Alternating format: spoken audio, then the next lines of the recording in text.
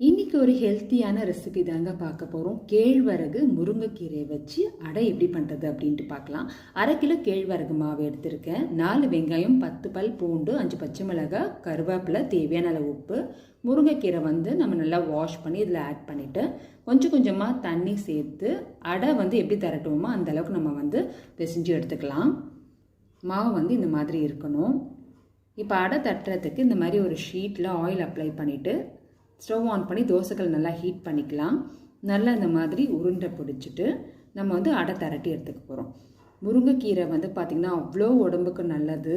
So இந்த மாதிரி try பண்ணி சாப்பிடுங்க. ரொம்பவே ஹெல்த்தியான ஒரு ரெசிபி தான்.